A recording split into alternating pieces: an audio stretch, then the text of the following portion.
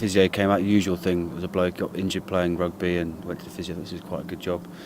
And then found out you could do army physio. Thought perfect. So did my physio qualification for a couple of years in London.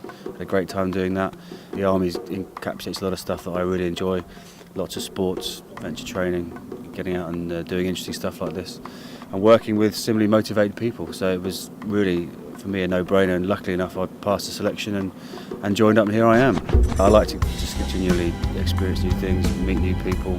When I got offered the opportunity to be part of this, initially I thought it was a crazy idea and put it to one side.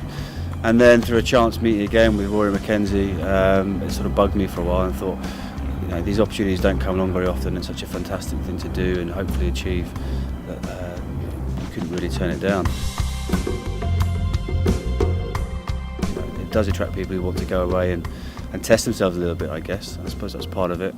I think my rugby days are over now because my body's holding up not too well, so I thought I'd go and do something which would be maybe as much of a psychological test as it would be a physical one. My experience of the sea is not particularly extensive, certainly nowhere near James, the skipper.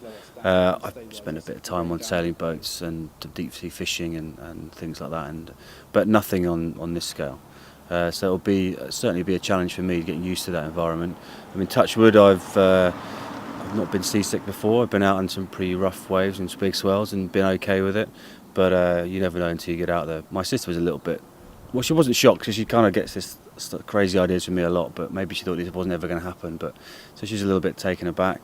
My other half again thinks I'm a little bit crazy to try and go through with this. But I think they all understand it's something that's it's certainly given me some motivation in the last few months to get into, and I really enjoyed doing that. And I think I've tried to reassure them that we're taking every possible step for safety, and having such an experienced skipper on board is always reassuring as well. But I guess everyone's friends and family, they just hopefully get behind you, support you, and try and become part of it.